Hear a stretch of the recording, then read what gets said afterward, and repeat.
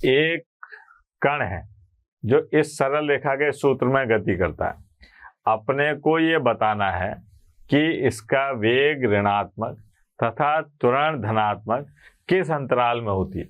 देखो अब बड़ा मजेदार प्रश्न, दिमाग लग रहा है इसमें थोड़ा सा, कि एक अपने को सरल रेखा का सूत्र दे रखा और अपने से कहा जा रहा है कि साहब वो समय बताइए जब वेग तो कैसा हो, ऋणात्मक, और त्वरण कैसी हो, धनात्मक। ठीक है, तो आ जाओ मैदान में, हल की बात करते हैं सर। हल दिया है, क्या दिया है बेटा? दिया है s बराबर t की घात 3 माइनस 6 t की घात 2 और 15t। ये समीकरण 1 है। ठीक है, अब यहां पर t के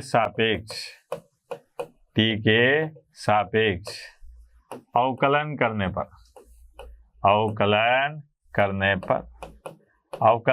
पर क्या हो जाएगा बेटा? ds बटे dt। ठीक है, जिसको अपन क्या कहते हैं, वेग, बराबर 3 t की घात 2 माइनस 12t और माइनस 15। ये हो गई समीकरण नंबर 2।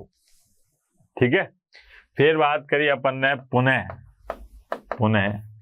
t के सापेक्ष अवकलन करने पर क्या हो जाएगा? पुनः t के सापेक्ष अवकलन करने पर d2s dt स्क्वायर या फिर dv dt या फिर a, जिसको क्या कहता है अपन, त्वरण। ये तो क्या है अपने पास में, वेग, और ये क्या है अपने पास में, त्वरण। ठीक है, दूरी में परिवर्तन की दर को क्या कहते हैं अपन, वेग। ठीक है, और वेग में परिवर्तन की दर को क्या कहते हैं, त्वरण। तो ये आ गया a। अब यहां पर आ गया अपने पास में 6t और माइनस 12। ये हो गई समीकरण नंबर 3। अब ये कह रहा है कि वह अंतराल ज्ञात कीजिए जहां वेग ऋणात्मक और त्वरण धनात्मक हो। प्रश्नानुसार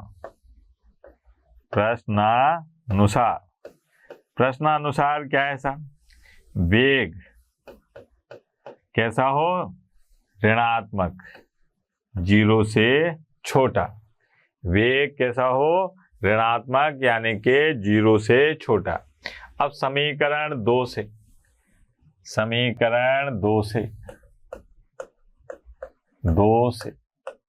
ये कह रहा है कि साहब वेग जो है वो 0 से छोटा है। ऋणात्मक का मतलब 0 से छोटा।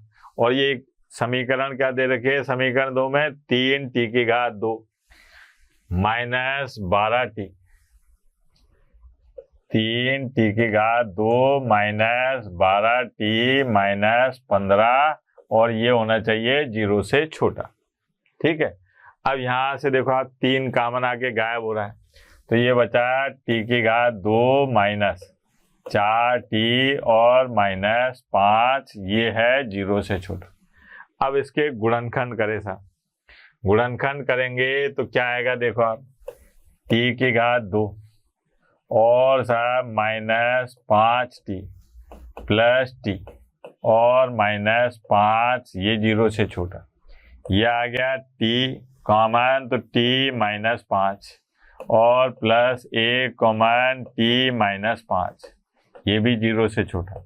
ये आ गया t माइनस 5 और साहब t प्लस 1, ये 0 से छोटा। ठीक है, अब साहब ये 0 से छोटा है, तो इसमें क्या होगा? केस 2 बनेंगे। पहला केस होगा कि ये दोनों में से एक प्लस का और एक माइनस का हो।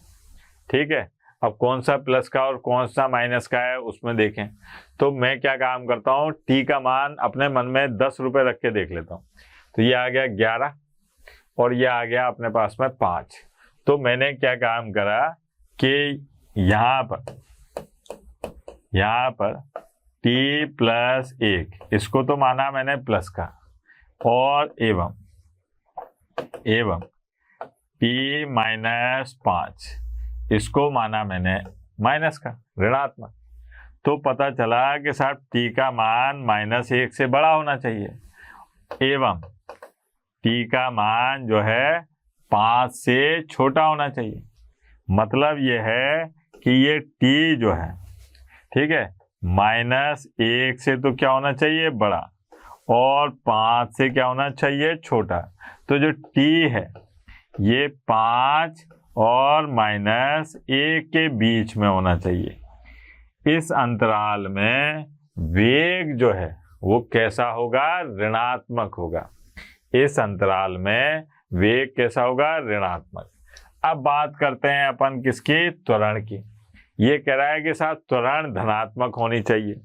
तो त्वरण धनात्मक होनी चाहिए, उसके लिए समीकरण 3 से। अब समीकरण 3 से क्या है कि 6t - 12, अब ये होनी चाहिए धनात्मक, यानी कि 0 से बड़ी। अब 0 से बड़ी तो यहाँ पर आ गया 6t और साहब 12, तो t का मान 2 से बड़ा होना चाहिए। अगर t का मान 2 से बड़ा है तो त्वरण क्या होगी, धनात्मक। और अगर t का मान -1 और 5 के बीच में है तो इसका मतलब वेग कैसा होगा, ऋणात्मक। कितना मजेदार प्रश्न था। ठीक है बेटा, और देखते हैं। ये देखो आप, ये भी बड़ा मजेदार प्रश्न है। यहाँ कहा जा रहा है कि एक पत्थर निश्चित ग्रह पर ऊपर की ओर फेंका जाता है, ठीक है। इसकी गति का समीकरण दे रखा है, कितने सेकंड बाद यह पुनः ग्रह पर गिरेगा, गुरुत्व के कारण इस ग्रह का त्वरण क्या है।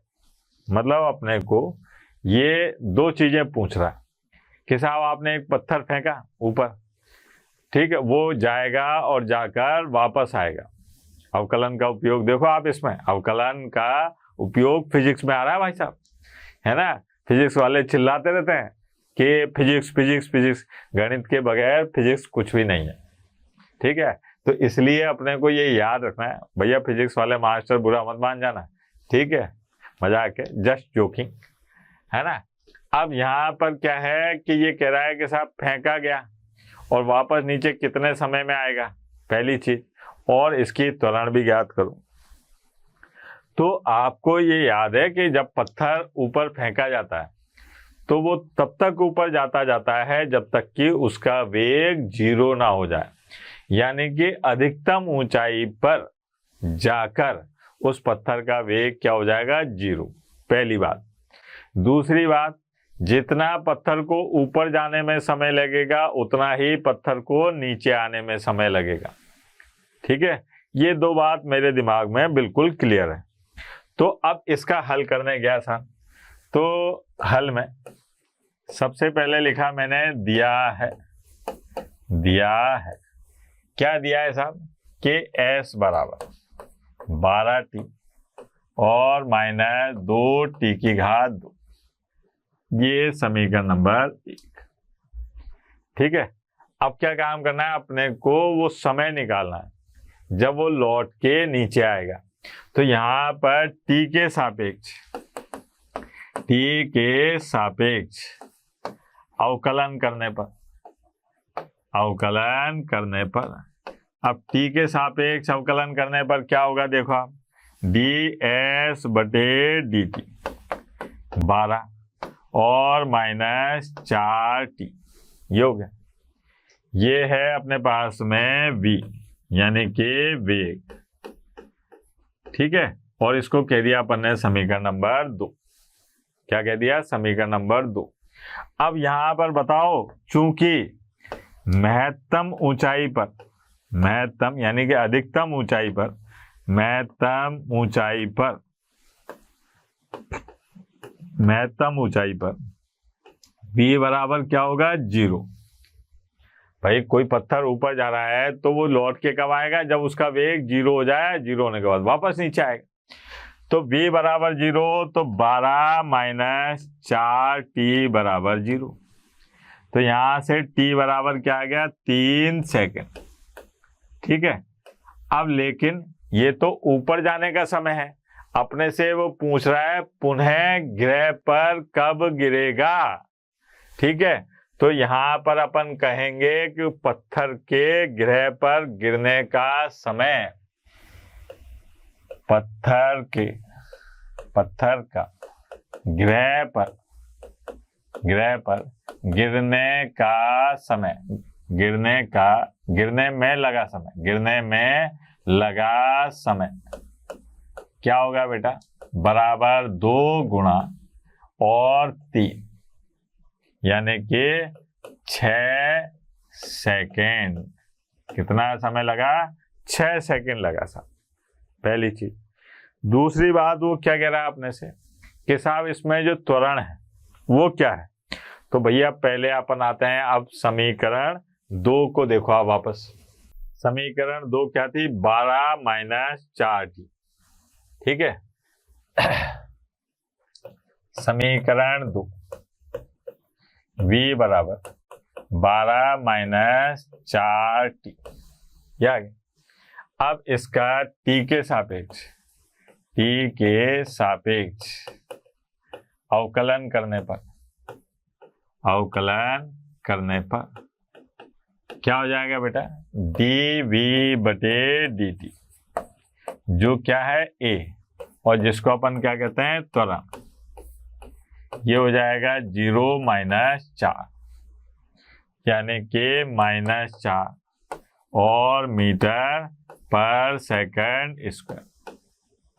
ये हो गया, ये अपने पास में त्वरण आ गई और वो अपने पास में उस पत्थर के वापस ग्रह पे लौटने का समय आ गया।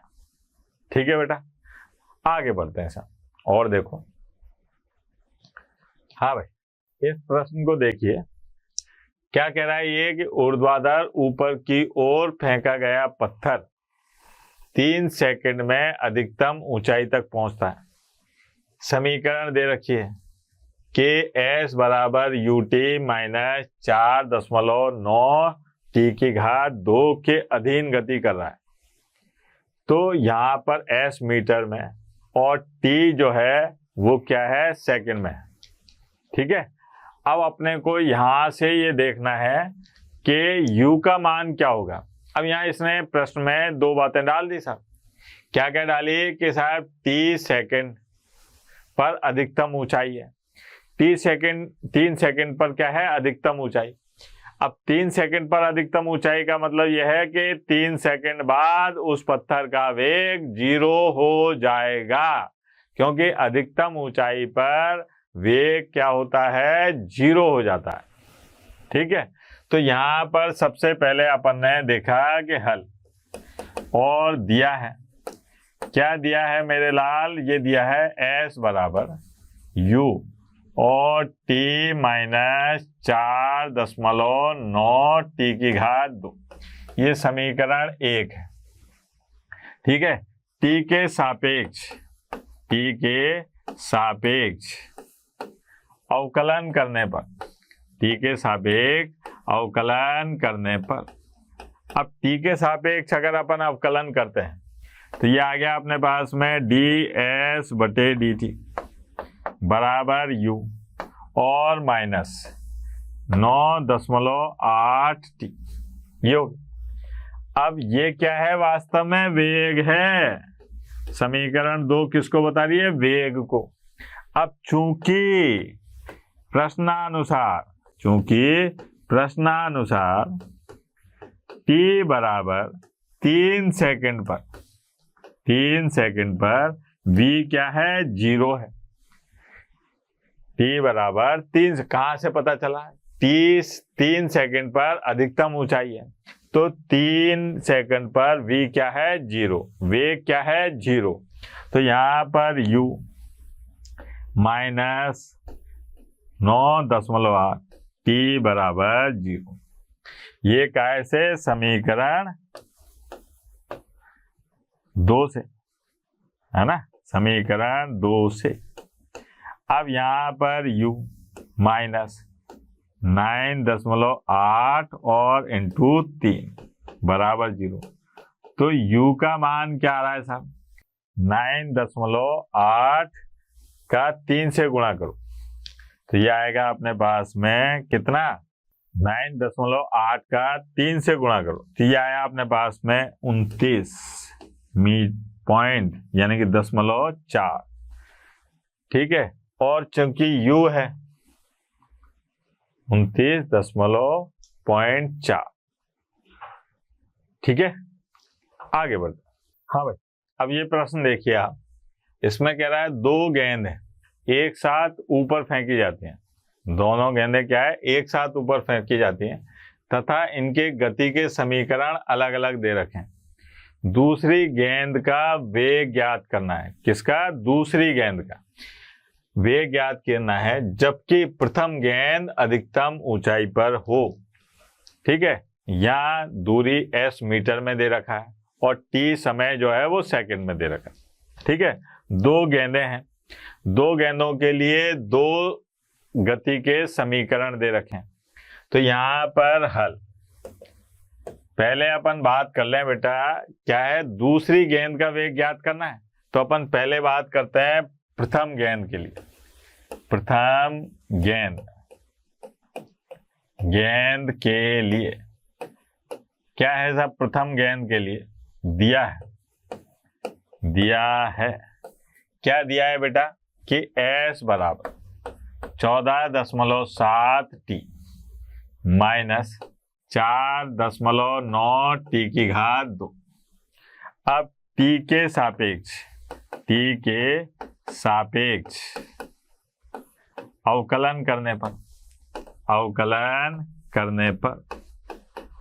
अब t के सापेक्ष अवकलन करने पर क्या हो जाएगा, देखो आप अवकलन करने पर यह आ गया ds बटे dt बराबर 14.7 और माइनस यहाँ आ गया 9.8 t। क्या आ गया, 9.8 t। अब ये कह रहा है कि साहब दूसरी गेंद का वेग ज्ञात करना है जबकि प्रथम गेंद अधिकतम ऊंचाई पर हो। तो चूंकि प्रथम गेंद कहां पर है, अधिकतम ऊंचाई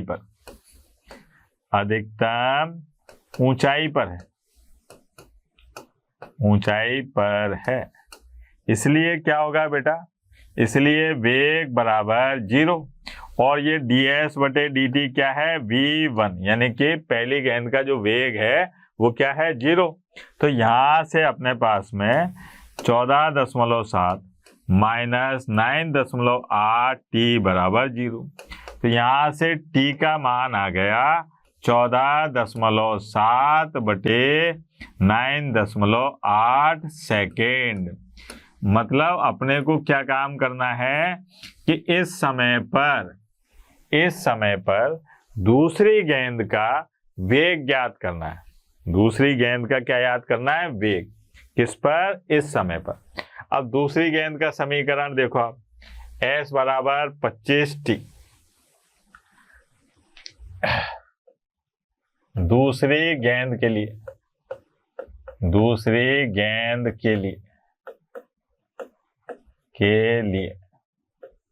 क्या दिया है सर, दिया है s बराबर 25t और माइनस 4.9 t की घात 2। एक बार देख लेते हैं, यही है ना, 25t माइनस 4.9 t की घात 2।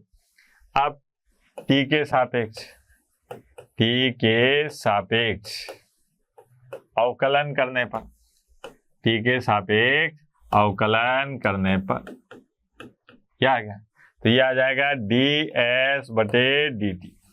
इसको कह दिया अपन ने दूसरी गेंद का वेग। ये क्या होगा बेटा, 25 और माइनस 9.8 t। अब अपने को ये t बराबर 14.7 और 9.8 पर v2 का मान निकालना है साहब। ठीक है, तो दूसरी गेंद का वेग, तो v2 बराबर 25 माइनस 9.8 और गुणा 14.7 और बटे में 9.8। अब ये कट गया साहब, V2 बराबर 25 माइनस, ठीक है, और 14.7, 25 माइनस 14.7 कितना आएगा बेटा?